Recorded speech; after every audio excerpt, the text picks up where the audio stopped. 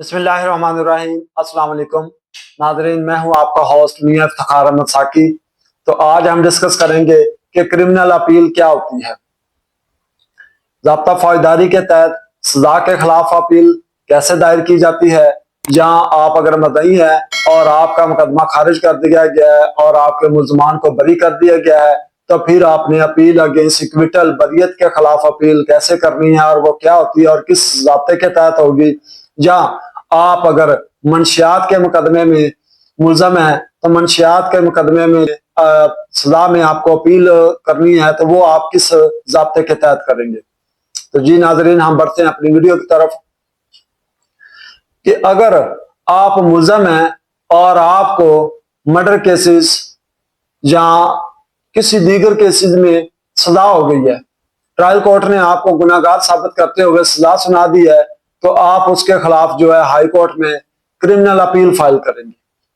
तो high court के अंदर क्रिमिनल अपील जेर दफा 410 ज़ाब्ता फौजदारी के तहत दायर होगी। तो उसमें आपको क्या करना होगा, उसमें आपने सिर्फ जजमेंट की कॉपी लेनी है। जजमेंट की कॉपी लेकर आपने उसको फाइल करना है। तो जजमेंट की कॉपी के बाद आप दो तरह से अपील फाइल कर सकते हैं। एक तो आप जेल चले जाते हैं तो वहां से जेल अपील फाइल करते हैं, क्योंकि जेल के अंदर भी ये सहूलत रखी गई है कि वो कैदी, वो साइलिन, वो लोग जो बाहर से प्राइवेट तौर पे वकला को बर्दाश्त नहीं कर सकते या वकला की फीस बर्दाश्त नहीं कर सकते, उनके अखराजात बर्दाश्त नहीं कर सकते, तो वो सरकारी तौर पे अपनी जेल से अपील फाइल कर सकते हैं। तो सुप्रीडेंट साहब जी आपके लिए सहूलत फराम करते हैं कि वो आपकी अपील वहां से जो तहरीर करवाएं, आपका अंगूठा लगवाएं और वो उसको आपकी जजमेंट की कॉपी के साथ जो है हाई कोर्ट में फाइल कर दें। तो वो वहां से फाइल कर देते हैं, उसको हम जेल अपील कहते हैं। उसकी समात भी उसी तरह होगी जिस तरह के आप अगर बाहर से किसी वकील साहब को हायर करते हैं और उस वकील साहब के जरिए आप अगर अपील फाइल करते हैं, तो फिर उसकी भी समात सेम तरीके से होगी जैसे कि जेल अपील होगी। उसमें भी जो है वो आपकी अपील एडमिट की जाएगी। एडमिट करने के बाद जो मुद्दई होंगे उनको नोटिस किया जाएगा कि आप पेश हों, आके अपना वकील करें, या आप बजाते खुद पेश हों, या आप कोई सरकारी वकील सरकार के खर्चे पे जो है वो हायर करके अपने मुकदमे की पैरवी। अगर आपके मुकदमे में मुल्जमान को बरी कर दिया गया है और आपने अपील अगेंस्ट इक्विटल बरियत के खिलाफ अपील फाइल करनी है, तो फिर भी आपने सिर्फ जजमेंट की कॉपी लेनी है। जजमेंट मतलब वो फैसला जिसमें मुल्जमान को बरी किया गया है, उसकी आपने कॉपी लेनी है, टेस्टेड कॉपी लेके तो वो आपने हाई कोर्ट में जेर दफा 417 ज़ाब्ता फौजदारी के तहत अपील फाइल करनी है कि मेरे मुल्जमान गुनाहगार थे और इनको ट्रायल कोर्ट में बेगुनाह साबित करते हुए बरी कर दिया गया है, लिहाजा इनको दोबारा तलब फरमा कर इनको सजा दी जाए।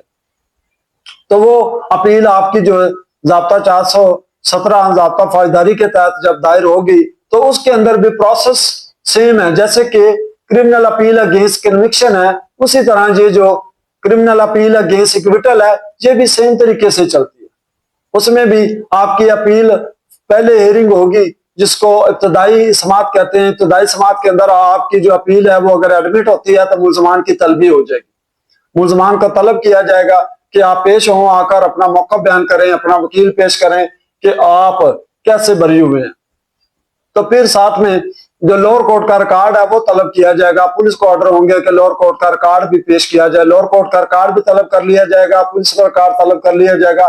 फिर उसके अंदर असर नो पूरे मुकदमे की जो वो जांच पड़ताल की जाएगी, उसको पढ़ा जाएगा। उसके अंदर आपकी शहादतें होती हैं, वो डॉक्यूमेंट होते हैं जो आपके खिलाफ इस्तेमाल किए गए हैं मुकदमे के अंदर, या तफ्तीश के अंदर जो एविडेंस कलेक्ट की गई है वो आपके मुकदमे में ट्रायल कोर्ट में पेश की गई थी। तो उनका सबका असर नो जो वो जायजा लिया जाएगा कि कहाँ पे कोई कमी कोताही है, कि अगर मुलजम ने सजा के खिलाफ अपील की है तो उसका कहाँ पे दफा मजबूत है कि उसको बरी किया जाए, और अगर जो वो मुद्दई है उसने बरियत के खिलाफ अपील फाइल की है तो कहाँ पे उसका मौकफ जो है वो मजबूत है कि उसके मुल्जमान को सजा दी जाए। और साथ में इसके अगर आपके पास से मुल्जमान है और आपके पास से कोई भी आला कत्ल या आला वारदात बरामद हुआ है तो वो मैच करता है कि नहीं करता, क्योंकि उसकी फोरेंसिक साइंस की लेबोरेटरी की रिपोर्ट जो है वो भी साथ में लफ होती है। और इसके अलावा अगर कोई बंदा मजरूब हुआ है, किसी को जख्मी किया गया है, तो उसकी जो मेडिकल सर्टिफिकेट्स हैं वो साथ लगते हैं, जिसको हम MLC कहते हैं। या खुदा ना खास्ता को बंदा मर गया हुआ है और उसका मर्डर मर्डर हो गया हुआ है और वो कत्ल का केस था, तो उसके अंदर आपको सलाह हुई है, जो आपके मुल्जमान बरी हुए हैं, तो उसका पोस्टमार्टम होगा। पोस्टमार्टम रिपोर्ट जो है वो साथ में जो है लफ होती है मुकदमे के अंदर, उसको देखा जाएगा। तो उन तमाम कड़ियों को मिलाकर आपस में फिर असर नौ सवारी सारी फाइल का तफ्तीश से लेके मुकदमे की समाअत के दौरान और समाअत के बाद फैसले तक का जो सारा प्रोसेस है, सारी एविडेंस है, डॉक्यूमेंट्री हो या ऑरल जबानी शहादत हो, तमाम को देखा जाएगा। तमाम को देखा जाने के बाद फिर वो हाईकोर्ट फैसला करेगा कि उसने आपको बरी करना है या आपको सलाह देनी है। अगर आपकी सलाह के खिलाफ अपील है तो वो उसमें वो देखता है कि हाईकोर्ट ने आपको वही सलाह रखनी है या उसकी सलाह में कोई कमी पेशी करनी है, या आपको बरी करना है। आप बेगुनाह हैं तो आपको बिल्कुल बरी कर देना, उसमें ना कोई जुर्माना रहेगा ना कोई सलाह रहेगी, बल्कि आप बिल्कुल बरी हो जाएंगे। जहां अगर आपकी सलाह कम या ज्यादा होती है, कोई कमी पेशी होती है, तो फिर उसमें भी हाईकोर्ट अपनी जो जजमेंट है वो क्लियर कर देता है कि आपकी सलाह किस हद तक कम की गई है, किस हद तक ज्यादा की गई या क्या मामला है। वो सारे फिर हाईकोर्ट में अपनी आपकी अपील के अंदर देखा जाता है और फिर अपील का फैसला किया जाता है।